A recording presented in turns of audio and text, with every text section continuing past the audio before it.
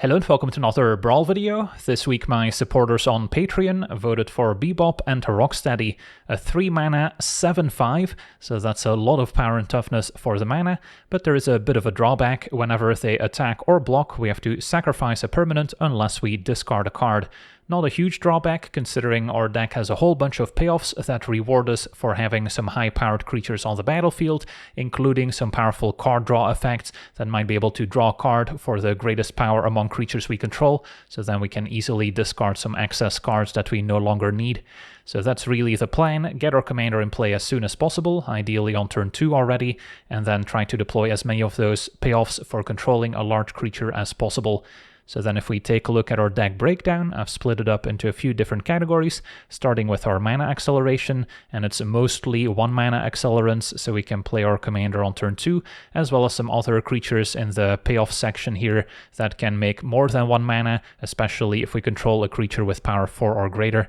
Then we also have a bunch of cheap spot removal to slow down the opponent, so we can kind of press our advantage of controlling a large creature, keep our opponent off balance, and then start attacking them with our commander. And then the most exciting section are the payoffs for controlling a high-powered creature, and these range from drawing additional cards to making mana equal to the greatest power among creatures we control, and potentially putting a lot of extra lands into play equal to that number as well as getting a discount for the greatest power among creatures we control, with Great Henge and Galta being prime examples. And then we have a few ways to give our creatures trample, since of course giving a 7/5 trample is very useful when our opponent can otherwise maybe chum block it with smaller creatures. So trample and of course double strike on top of that are very nice keywords.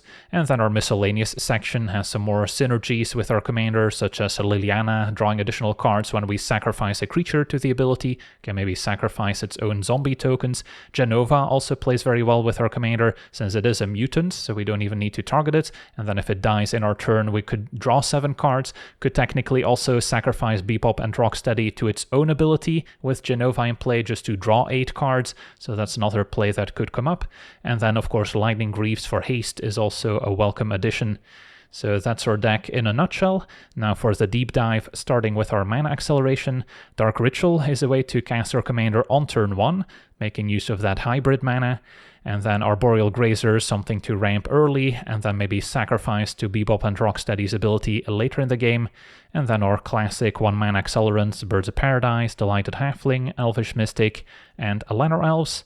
Then Exploration, a way to play an extra land each turn, can also eventually sacrifice it once we no longer need it.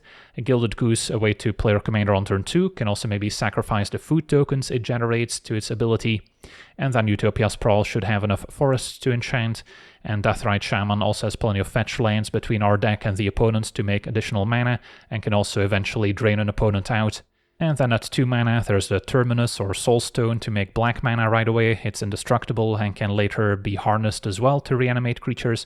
Badger Mole Cub plays well with our other mana accelerants to make even more mana. We've got Farseek to maybe put our Surveil land on the battlefield. Lotus Cobra also plays well with our fetch lands to generate additional mana. And then the Talisman and Arcane Signet can also immediately tap for colored mana. And then Ice Still, also a way to rebuy our fetch lands, triggering landfall a bunch and putting additional lands into play. And the Solemn is another way to put an extra land in play, and then we don't mind sacrificing it to our commander's ability to draw an extra card. Our removal includes that 1-mana Cut Down, Fatal Push, and the new Requiting Hex, as well as some discard spells with Duress, Inquisition of Kozilek, and Thoughtseize, mostly to take away opposing removal spells that might be able to answer our commander. And then at 2 mana, there's Bitter Triumph, which can also deal with Planeswalkers, similar to Sheoldred's Edict. And then I like Heartless Act and Go for the Throat, which usually have the fewest drawbacks. And then we also have Abrupt Decay, can also hit non-creature permanents with mana value 3 or less. And Toxic Deluge as our early sweeper, since it will often keep our commander alive while often wiping the opponent's entire board. And then a Binding can both destroy non-land permanent on Chapter 1 and then help us ramp even more with Chapter 2 by finding a forest. Then we've got a few more ramp cards in the high-powered payoff section, with Fanatic of Ronos being the best one, making 4 green mana if we have Ferocious enabled, can even Eternalize it out of the graveyard to make a 4/4. And then the Caryatid, definitely a bit weaker, but still a decent payoff, making 2 mana if we control a 4-powered creature. And then Fight Rigging is very easy to enable with our 7-powered commander, as we can immediately play the Hidden Away card for free, as well as get an extra +1 counter each turn. Owlbear Shepherd will draw us an extra card if we control it alongside our 7-powered commander. Ronas is both a payoff for controlling a 4-powered creature, giving us a 5/5 with Death Touch and Indestructible, which can now start attacking and blocking, and it's also a way for us to give our other creatures Trample with a 3-mana ability, so it kind of does double duty, and we could also put it in the Trample section. Selvala generates additional mana equal to the greatest power among creatures we control, so with our commander that's a whopping 7 mana, and it also draws a card when a creature with high power enters, so it can also play it before we play our commander, and then immediately draw a card when we deploy Bebop and Rocksteady, and then if we have a mana left over, still have 7 mana to spend on other cards. Surak is another formidable card, with power 8 or greater, can give a creature haste each turn, so that can also represent a lot of damage out of nowhere. And then Return of the Wild Speaker is one of our big card draw effects in this deck that draws equal to the greatest power among creatures we control, in this case specifically a non-human creature, so will often draw us at least 7 cards. And then Rishkar's Expertise, a 6-mana sorcery which can do the same, and then after drawing we also get to cast a spell from our hand with mana value 5 or less without paying its mana cost. And Season of Gathering has multiple modes, can also blow up artifacts and enchantments, but often we'll go for 2 +1 counters on our commander, give it Vigilance and Trample until end of turn, and then we get to draw 9 cards, which is still a pretty good deal. And then we can also ramp instead of drawing cards using Traverse the Outlands by putting a number of basic lands into play equal to the greatest power, so it can put 7 lands in play. And the Gidrock Ravenous Ride, assuming we saddle using our commander and get an attack in and connect with the opponent, we can now also sacrifice our commander, drawing 7 cards and putting up to 7 lands from our hand onto the battlefield tapped. And then we've got a few cards that get a discount equal to the greatest power or total power among creatures we control, with the Nexus also being able to activate to double a creature's power until end of turn, and if our creatures die, we get some large fungus dinosaur tokens in return. The Great Henge we can cast for just double green if we control our commander, making 2 green mana in return and gaining 2 life, and then whenever a creature enters, we get an extra +1 counter and draw a card, so this one's awesome. And then Galta, Primal Hunger, we can also cast at a discount, often for just double green, if we control at least 10 power worth of creatures in play. And then we've got a few more Trample enablers here, a few equipment, Shadow Spear also giving a lifelink, and then a Leyline Axe hopefully in our opening hand, so we can put it on the battlefield right away, and then can give +1/+1, double strike and Trample for 3 mana afterwards. Then we also have the Heirloom, can ramp for creatures, and then can also activate it to give a creature with power 4 or greater Trample, and if it connects we also draw a card. Hunter's Talent is removal when we play it, and then we can level it up to give an attacking creature 1 additional power and Trample until end of turn. The Case of the Trampled Garden gives us some +1 counters to start out, and then it's trivial to solve, at which point if we attack we can also get additional +1 counters and Trample. Garruk's Uprising, we often want to play with our commander in play to immediately draw a card, and then future high-powered creatures will draw a card as well, giving all our creatures Trample going forward. And then a Garruk Cursed Huntsman requires a little bit of setup, can make a pair of 2/2 wolf tokens with a 0 ability, and at that point we can maybe sacrifice one to Bebop and Rocksteady when they attack, at which point we get an extra loyalty and we can set up the -6 emblem, giving our team +3/+3 and Trample, so a permanent overrun effect. And then of course the -3 also gives us removal and card draw.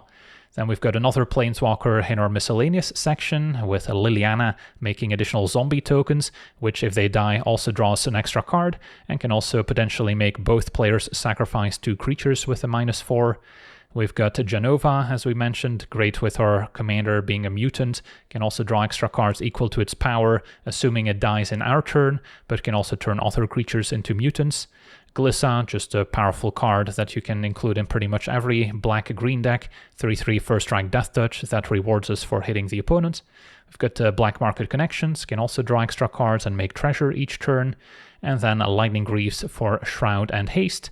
And finally Reanimate, can also maybe discard an expensive creature to our attack trigger and then reanimate them back later, or just return something that got removed on the cheap, even maybe our commander if we decide to leave it in the graveyard. And then our mana base has a few utility lands here with various channel lands, as well as Phyrexian Tower can sometimes give us a small mana boost. And then we've got Rogue's Passage to make a creature unblockable, the Enclave to draw additional cards, and then both Urborg and Yavimaya, which can also complement our fetch lands if we don't want to sacrifice them. Otherwise, we do have a few landfall payoffs in the deck. So yeah, that's our deck. Now let's jump into some games and see how the deck does. Okay, we're on the draw, facing Imskir, Rakdos artifacts. Our hands functional. Turn 1 Inquisition, turn 2 Fanatic. Still waiting for one of our big finishers.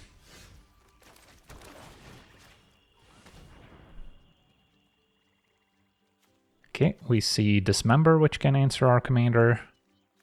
And then a bunch of artifacts. The Bauble answers Caryatid, but doesn't take out Fanatic. So I'll take the Dismember.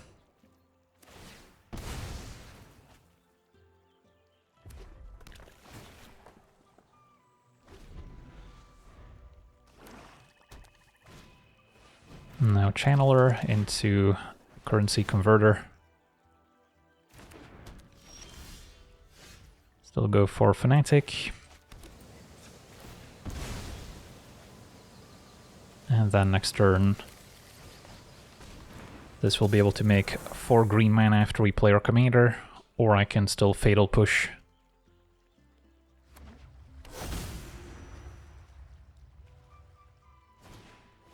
Ooh, Ravenous Robots is definitely worth taking out. So that's going to be the target of our Fatal Push.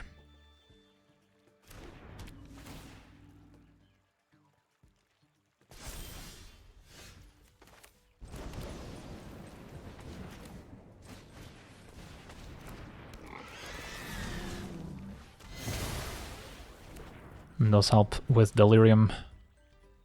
So still 5 mana for their commander. And next turn we could Expertise and draw a bunch of cards. So don't hate my spot.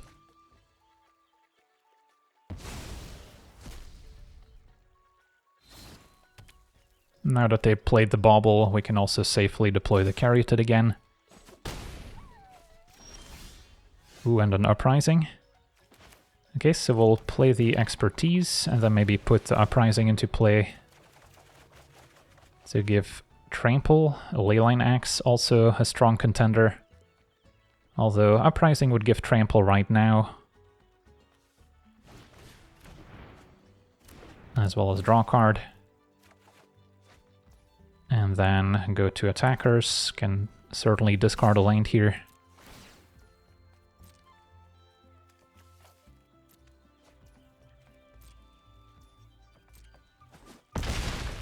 And I'm okay with our opponent playing their commander. I'll get the Caryatid in play. Since we're out of fetch lands, probably better than Lotus Cobra. So next turn the plan is Leyline Axe equip.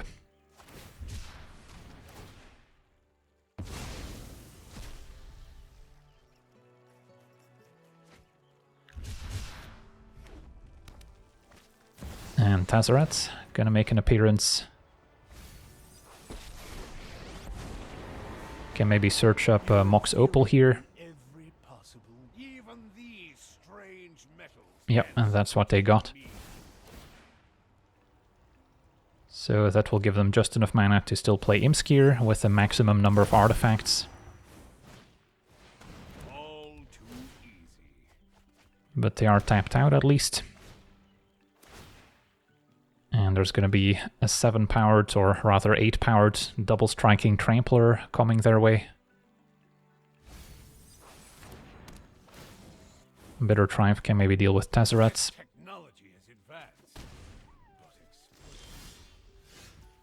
Alright, so 4, 8, 9, 10, 11 mana. Minus 7 is 4. So then we could clear a path here. Don't think there's a need for Lotus Cobra.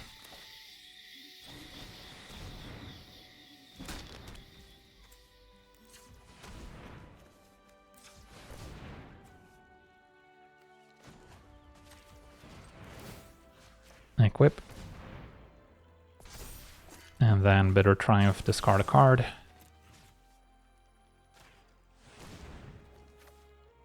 And this is not an artifact, so we can go for the Throated. Could have also targeted 2 creatures, to be fair. And this is an attack for 16. So they can survive here if they really want by double trumping. Or I guess they had another token left over anyways. So they would have been able to live even had we taken out 2-2.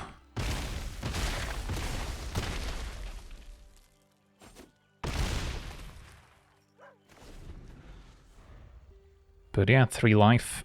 Imskir also makes you lose life when it draws. Well, I guess Ugin's a pretty good one to have left over. So now I regret not saving the Bitter Triumph. Can they follow up with another colorless card? They're just gonna gain life and draw. Okay, so this is still gonna be tricky. Can replay my commander draw card. And then equip the Caryatid to hit for 4. Or I can attack for 5, that's still not quite lethal. Yeah, this is pretty scary. I guess it's maybe time for Cobra after all.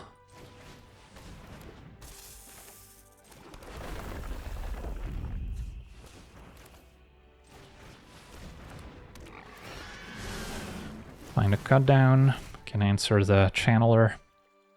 So then put my opponent to 2. Versus attack Ugin for 4. I don't think we can worry about the ultimates.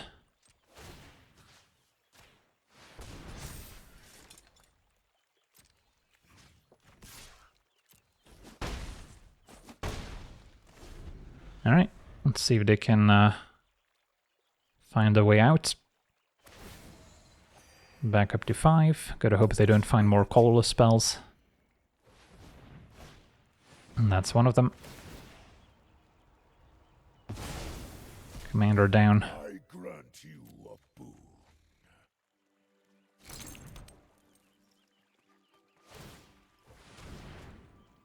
And draw with a converter, so they are seeing a lot of cards here.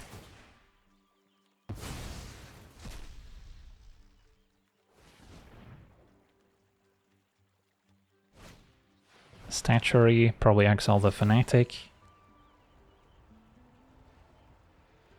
Goes for Cobra. Power belongs to the patient. Says no to the Witch's Oven. And Address can take Cut Down or Talisman, that's fine. Channeler has to attack. So yeah, we still got there, but barely. Attack you for 5. Sweet, on to the next one. Okay, we're on the draw, facing Maralen, so an Elf and Fairy deck. We've got a decent hand. Turn 1 Goose, just play our commander as soon as possible, and then Deluge can be a way to clean up all the elves that they played in the meantime.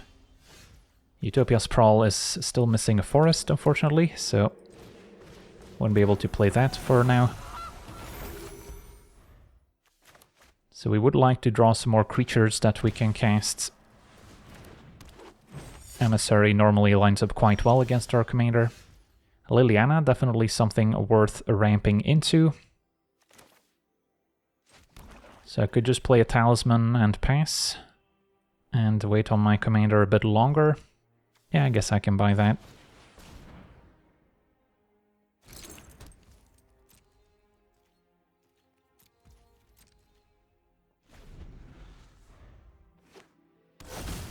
And Gemstone didn't quite get lucky. Pierce Perfect is fine. And not in a hurry to cast a Deluge.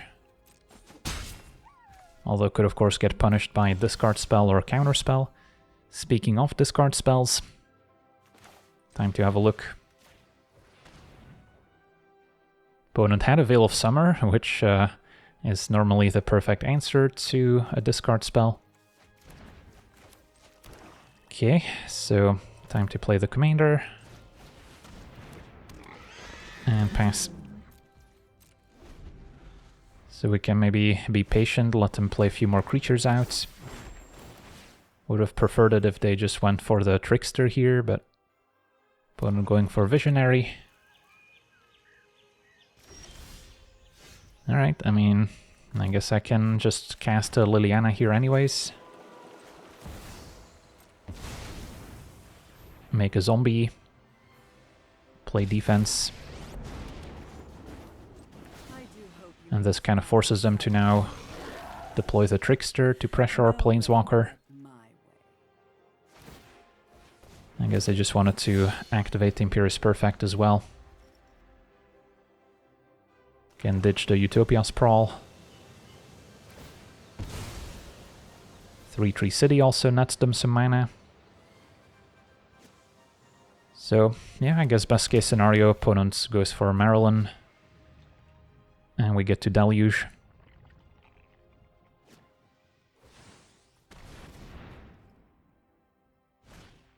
And there's Maralen. They could have tapped a little bit better to leave themselves with green mana for Imperious Perfect. Our own Birds of Paradise is gonna perish. So, yeah, Maralen is normally just a 4/5. So, yeah, I guess if I Deluge for 5, Perfect dies and then Maralen dies, but we also lose our own commander. So I could just do it for 4, which is maybe better. And then plus Liliana afterwards. And then we can still Heartless Act their commander. Okay, sounds like a plan.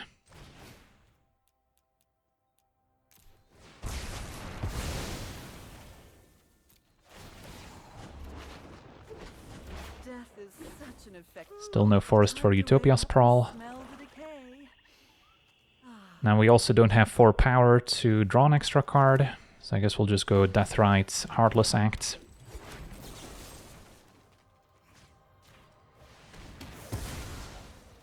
Make a zombie.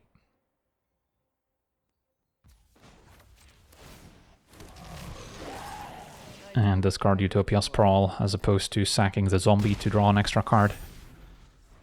So now we've got the upper hand, we need to try and leverage this into a quick win, because eventually they'll be able to replay their commander and take over. So this turn they're going to play the Trickster to pressure Liliana, so we can't ultimate.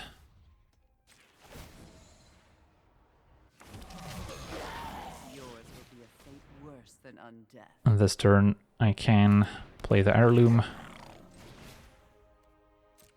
and likely draw an extra card. Do we have any fetch lanes? One in the opponent's graveyard for Deathrite. So I'll just send the zombie and Bebop. And maybe sacrifice a zombie token anyways here.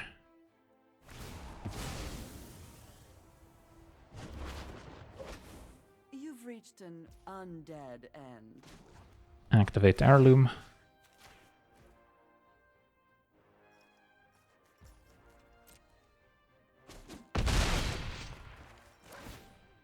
And draw a card. And I could still keep up Abrupt Decay with the Deathrite, or I can drain for 2. Draw off the Owlbear as well. Abrupt Decay doesn't take out the Trickster, so we're not going to see a Liliana ultimate. But our opponent's still in trouble.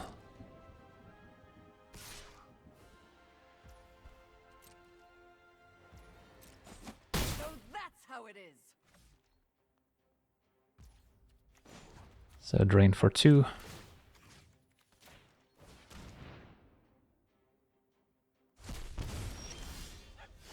And Uprising for Trample isn't bad. Could have maybe minus Liliana just to kind of force their hands on the Trickster, since they can still play creatures at instant speed.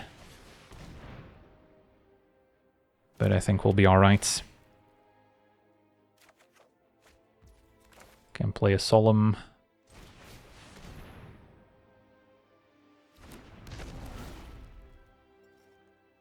And get a Forest. Can sack it to Bebop and Rocksteady to draw 2. One of the ability, one of Liliana. Probably keep the owlbear back, because they might flash in something big.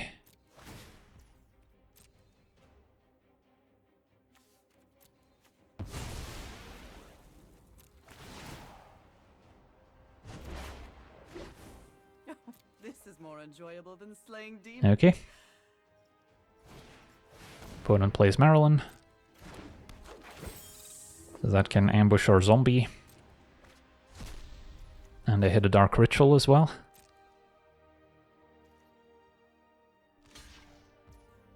Zombie dies, we draw.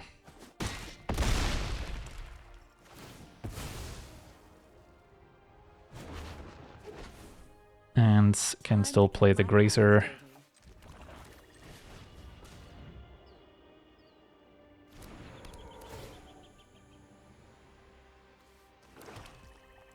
Pass a turn, and then we can again drain with Deathrite.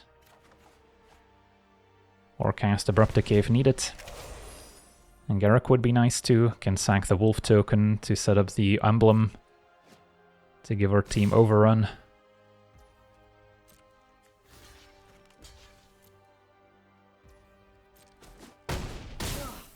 I hope you washed your hands first.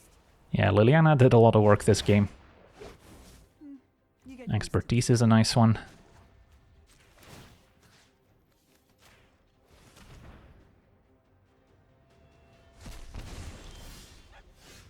And the Lightning Greaves.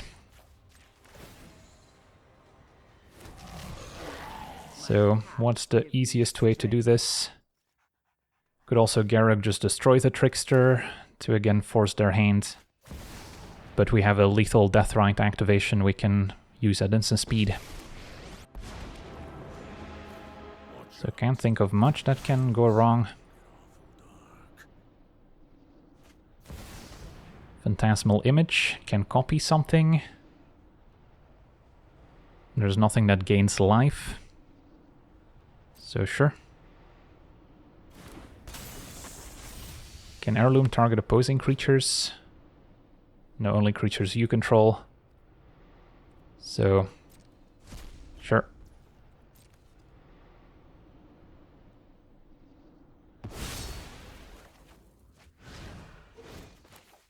Alright, I mean, can just put them out of their misery here.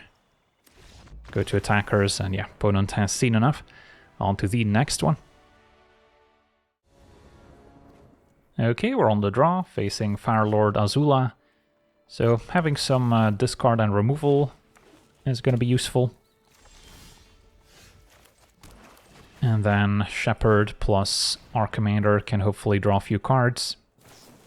Opponent's going to brainstorm to hide their best cards. Pretty nice play in response to a discard spell. So there's a chance they won't have any non-creature spells left. They still have a iteration, leaving them with a couple flash creatures. Drowner is also very good against our commander, slowing it down.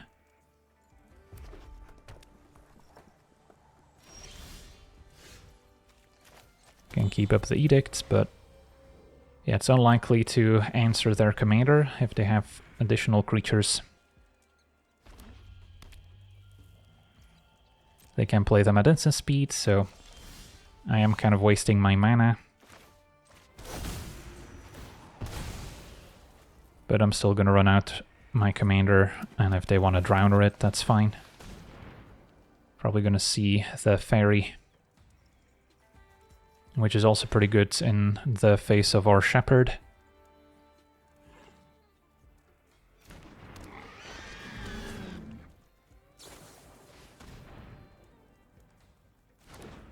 So then I kind of need to Edict a Mastermind, but they can use a Drowner in response. So I need to wait for them to play the Drowner first. A Mystical Tutor can find a removal spell, perhaps.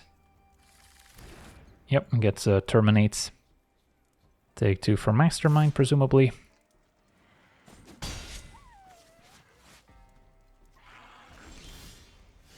Take my draw step. And a Banter Mole Cub is interesting.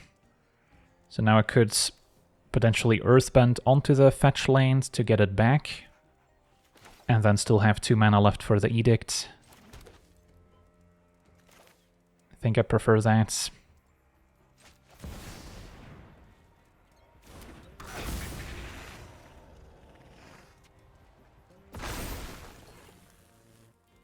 Go to attackers.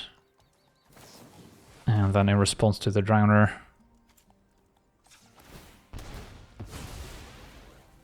we can deal with the Mastermind.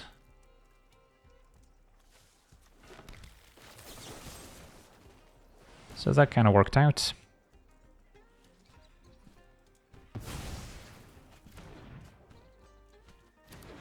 We know they're drawing Terminates. Maybe they'll wait for me to cast something like a Galta, so I can get that in play at least. So don't necessarily want to trade for Drowner and Badger Mole since the extra discount matters. They could also copy the Terminates, answer both creatures. But yeah, opponent's gonna get Azula down. So I need to find another removal spell, pretty much. Expertise, draw 7 is one way to go about it.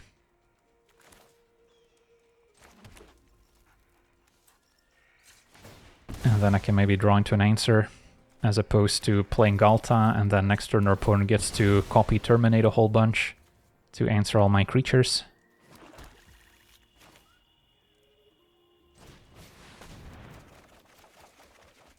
And did not find a removal spell. So at that point, yeah, I don't necessarily want to put Glissa in play either. Shepherd could still draw a card at least, but that also feels like a bit of a waste, so I can just go for a Grazer. And then hopefully they'll still feel inclined to cast a Terminate here. Discard a lane to hand size.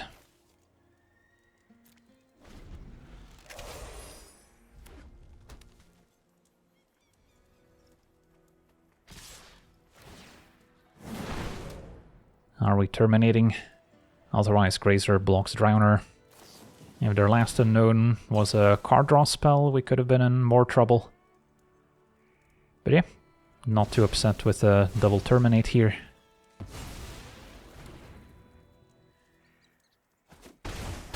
Take 6.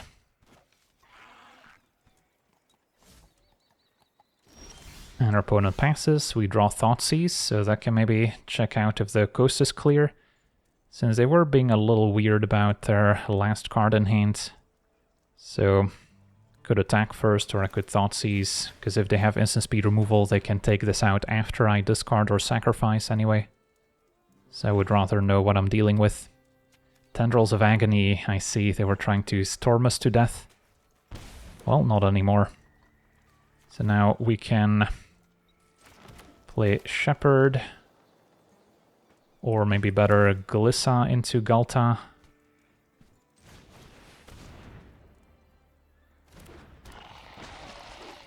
Could also go for a Shadow Spear to gain some life back, since we are falling kind of low, but at 9 life I think we're still safe.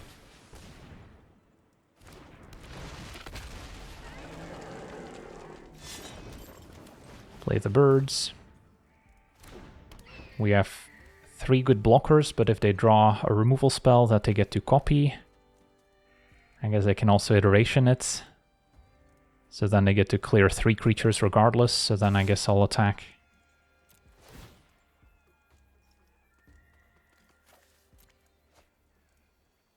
And then Shepherd and Glissa can draw some more cards. Although now with Shadow Spear and Galta, we can also just end the game pretty quickly. So big draw step. What did they find? Talisman, that's not what they needed, and there we go. Sweet, on to the next one. Okay, we're on the play, facing Raph and Mikey, so opponent's gonna be ramping into their commander and getting lots of big creatures.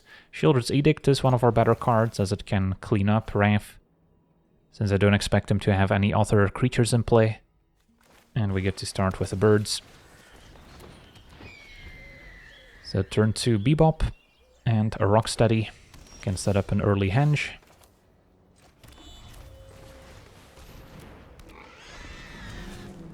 So now we just want to draw more creatures. And this is also a pretty fast clock.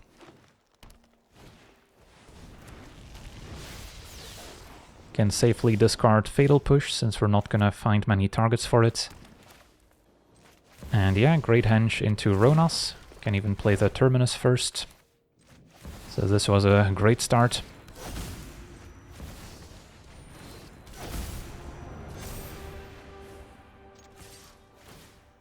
Discard Fatal Push.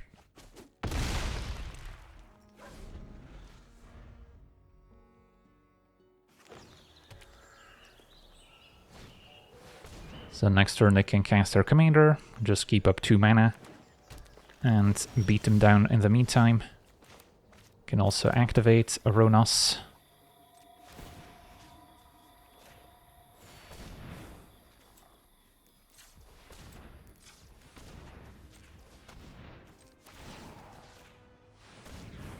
And it's not too suspicious here, since we didn't leave up any unspent mana that we could have used on Ronas. Opponent falls to 1.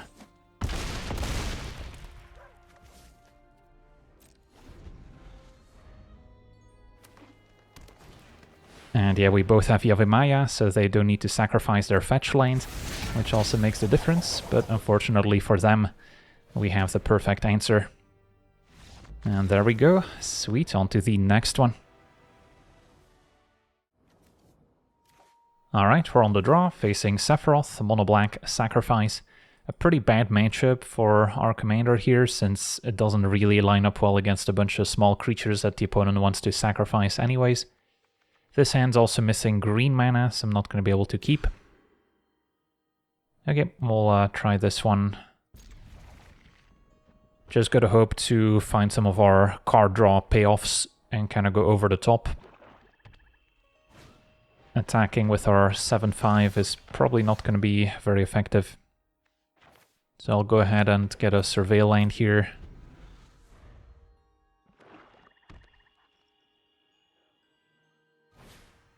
Opponent with a Blood Witch to drain us when a creature dies.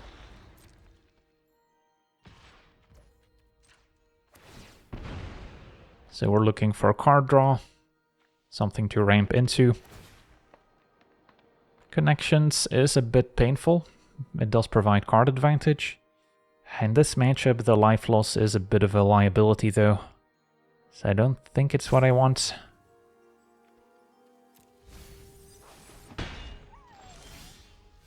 Lightning Greaves could be useful.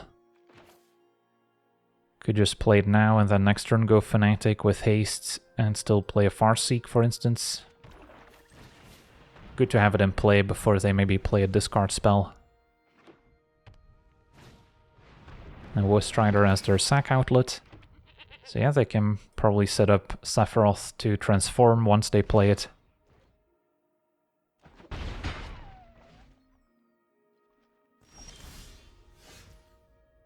So, could go Terminus into Fanatic, give it haste and have a 1/4 back on defense. Or I can just kind of tap out here by going Fanatic into Farseek. And then I have Fanatic in play, which we can enable with our commander to make 4 mana. So that seems fine.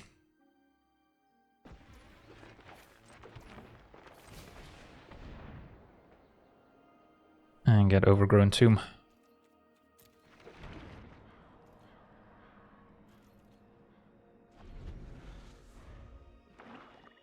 The Rogue's Passage could maybe come in handy to sneak past all their blockers. But this is still not a race we're really winning. So still hoping for one of those 5 or 6 mana card draw spells. So their opponent did not sacrifice anything to Sephiroth. I guess they can just sacrifice to the Strider, but then they don't get to draw a card. So this still seemed better than scrying with the Woe Strider.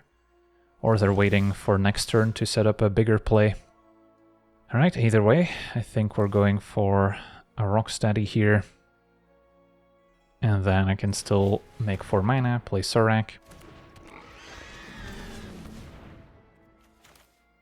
And then I guess we can play the Terminus as well.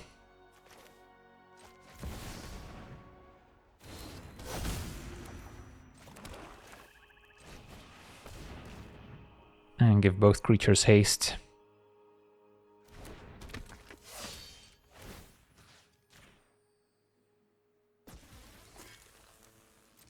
Go to attackers. Formidable is enabled. This also gains haste. And we attack.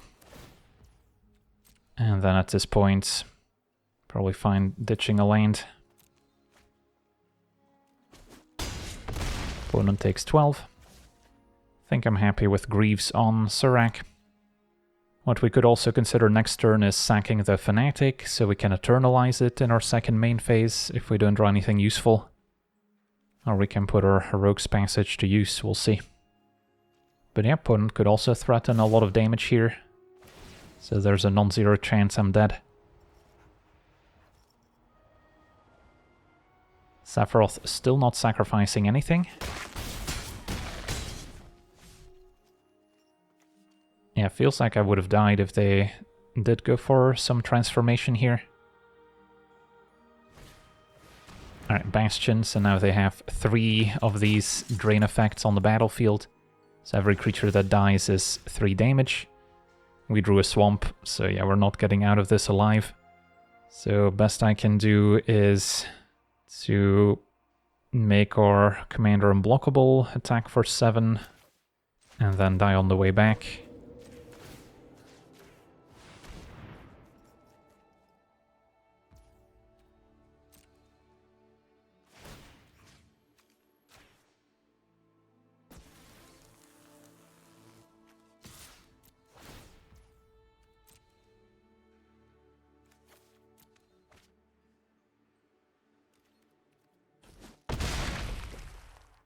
But yeah, I could have technically used Fanatic to pay for passage, then sacrificed it, and then still eternalized it out of the graveyard second main. Although that also would have triggered Sephiroth.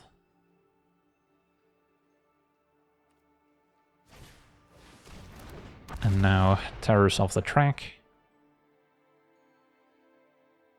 So that's yet another Blood Artist effect. So the opponent doesn't need to attack to win the game here. But we've been dead on board for a while. Feed the Swarm. Opponent down to 3, playing with fire.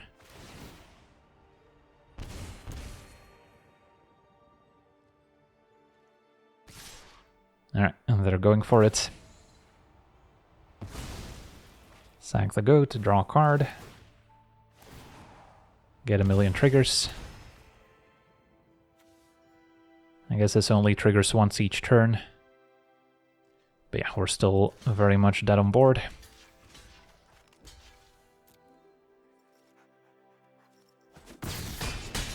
On to the next one.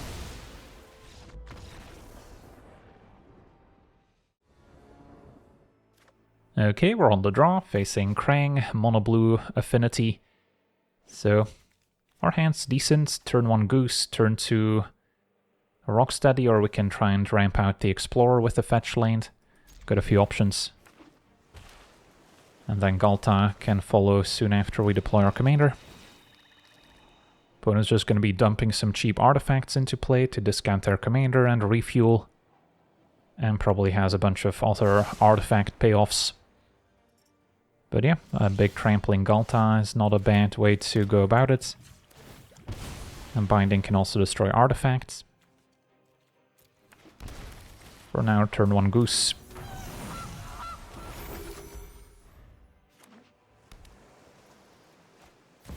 Technodrome, okay. Could Fatal Push that one, or Abrupt Decay it.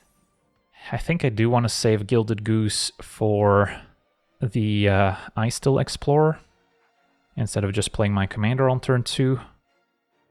So then, I think we just pass.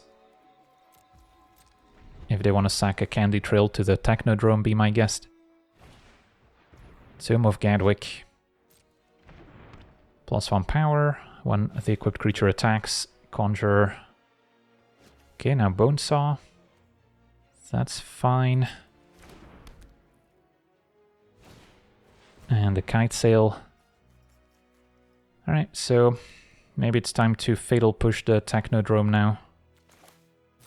Keep the Abrupt Decay to maybe destroy an actual artifact later. Right, at least we are reducing the number of artifacts in play, so it's going to take them longer to deploy Krang. And then play Ice Still and get back or fetch. And pass a turn.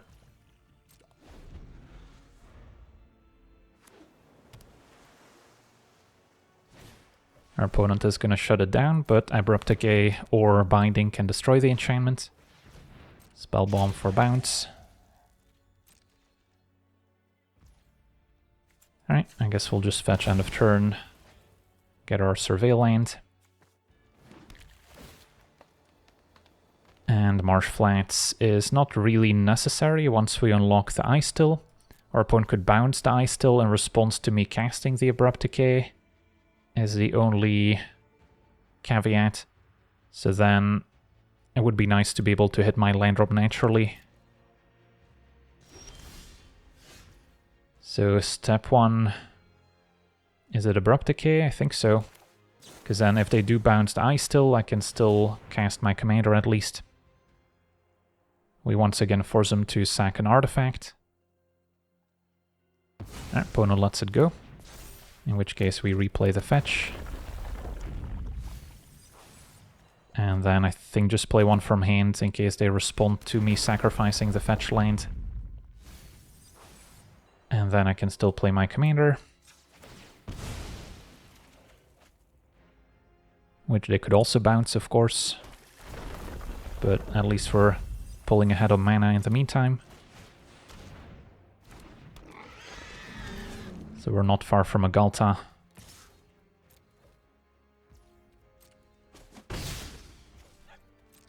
So opponent maybe really wants to just keep their artifacts to deploy Krang. Fugitive Droid to maybe protect it. This does not counter abilities, so Binding can still get whatever we want. Which is good to know. And then I guess we can fetch now, although I think we're out of dual lands. So it would just be a swamp anyway. No real advantage to milling. Unless we maybe draw a reanimate.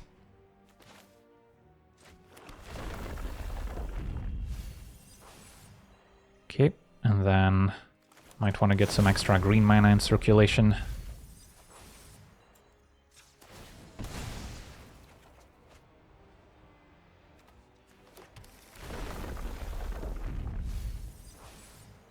Alright, so we have options. Ghalta is probably going to be one of them. And then I could still Binding. Although there's nothing too scary for me to destroy at the moment. So I could also start by attacking. Can just sack a land at this point. That's where discarding a land from hand could have been decent too.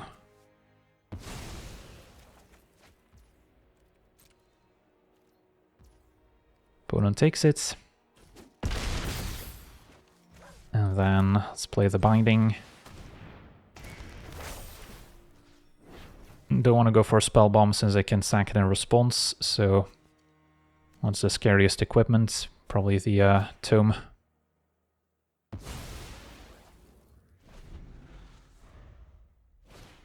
Mishra's Bauble as a free artifact does let them play Krang. But now Liliana's Edict can still clean up and clear a path. And they did not draw the land to keep up Spell Bomb. So this should just be game over.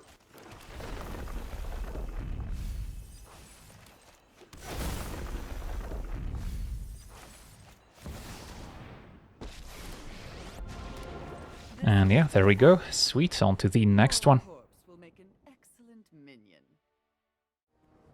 Okay, we're on the play, facing Krang, so artifact ramp. Our hand is decent, missing a bit of ramp ourselves, but the rest can slow the opponent down at least. And then, yeah, we've got some card draw.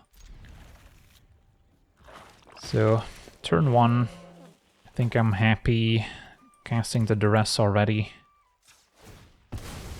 Could have also saved this for Surveil Land. But, yeah, let's just get Overgrown Tomb.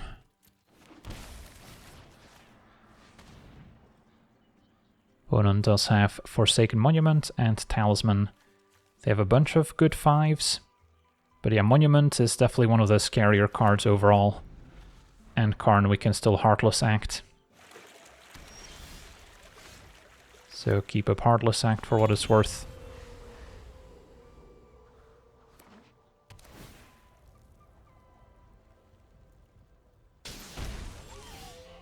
The Halfling is a little late, can play it next turn.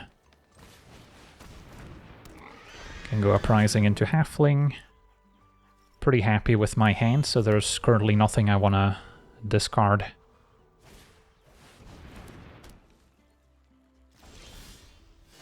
Okay, so first Uprising.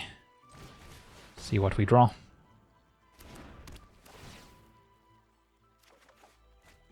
Alright, so a land can probably go now.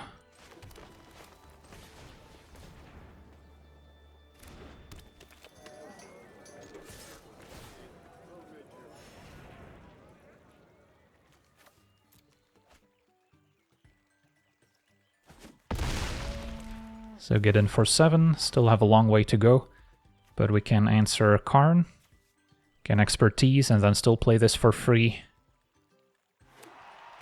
But if they had something like Monuments doubling their mana, they get a lot closer to Krang, at which point they're just gonna decimate us.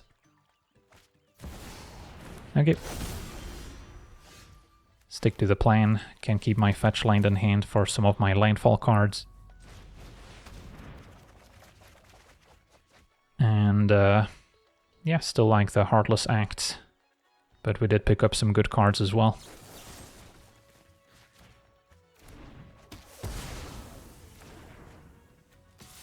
At this point, Grazer can go.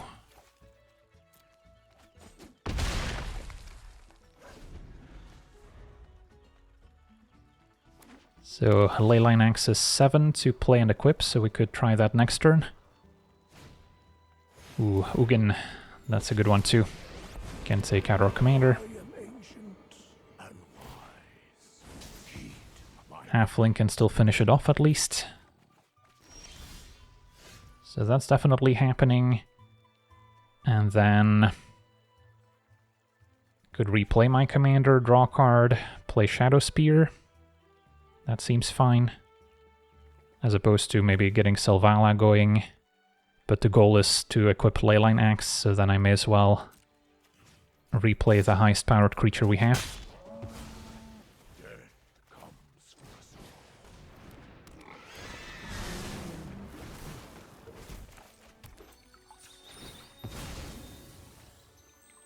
And Shadow Spear is actually pretty relevant too in this matchup, since we can make the opponent lose indestructible, which is not something that comes up very often. Steel Overseer. They'll survive, go for the throat. This is a pretty bad card in the matchup. The opponent's at 16 life.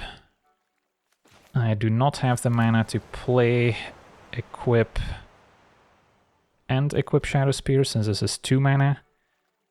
But I can maybe go for Genova. I mean, Leyline Axe equip is still forcing them to chump with the Steel Overseer. And actually, since I can attack with a Halfling, we should have Exaxes, assuming there's no colorless interaction.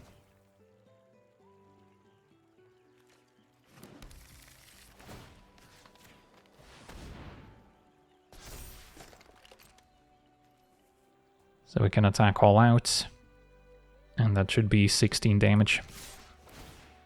And discarding Go for the Throat. And yeah, that'll do it. Sweet, on to the next one. Okay, we're on the draw, facing Rofellos, mono green ramp.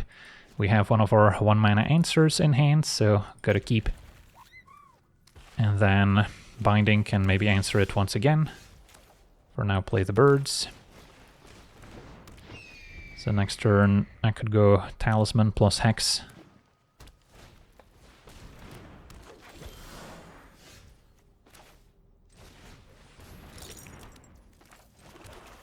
Save myself the damage. And then we're not too far from Rishkar's expertise. Opponent's gonna cultivate. And Traverse can put a lot of lanes in play. For now I can surveil.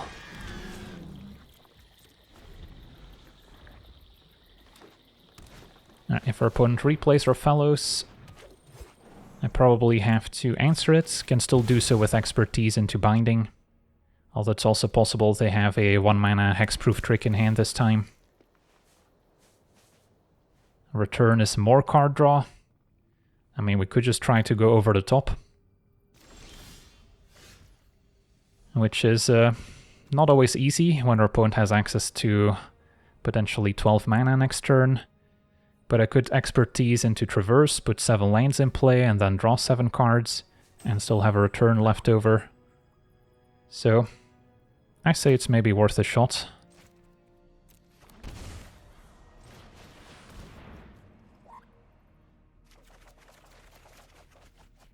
Alright, Toxic Deluge could also be an answer that gets around whatever hexproof trick they might have. But let's live a little bit.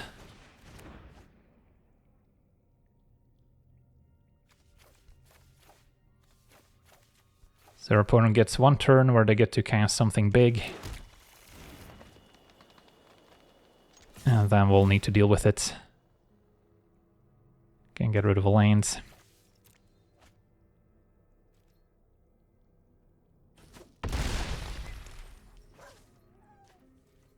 And another one.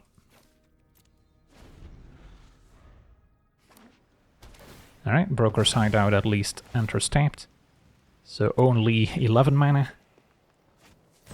And a Vorinclex. Alright, can take that out, hopefully. And a Kogla. Okay, the fight would still be a trade at least, if they go for my commander.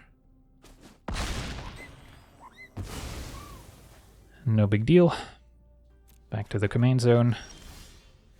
So I want to cast a Deluge without tapping too many of my lanes. Yes, yes, Vorinclex, we know.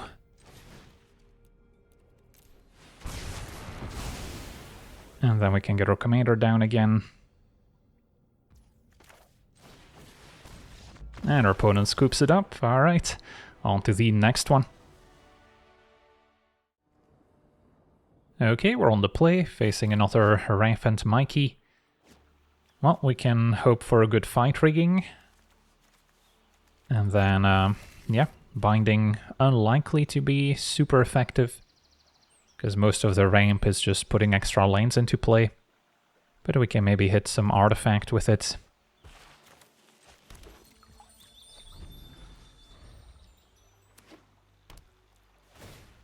Opponent's fetching. For an untapped Stomping Ground, so they actually have a turn 1 exploration. Yeah, that's a good one.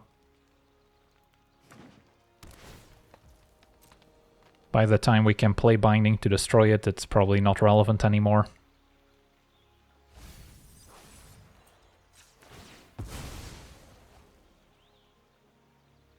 We'll get a forest since we have an Urborg anyway. And we found our own Utopia Sprawl.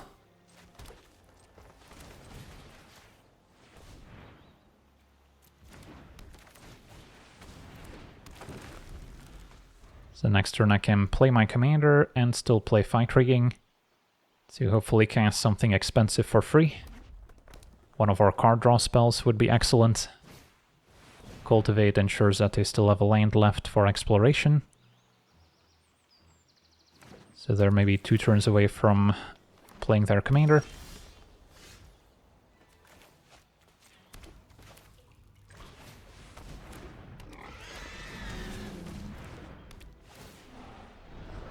Alright, found Reanimate, which yeah, is not particularly effective here.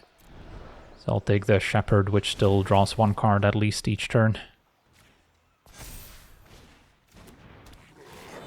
It is still possible that they have 2 lanes left and can cast their 7-drop.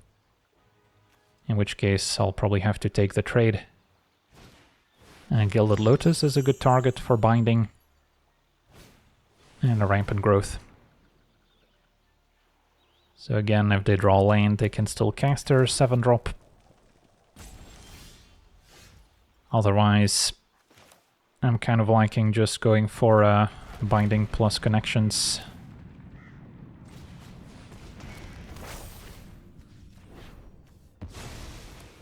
And then there's still hope that we can delay them by a turn. Might be able to get this to 8 toughness, at which point it no longer trades. And I'll just discard a Llanowar Elves.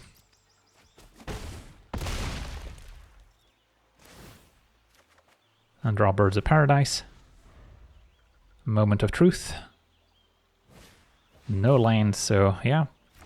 That one extra turn is probably going to make the difference. Ring could have actually tapped down our creature, but opponent didn't keep up the mana for it. And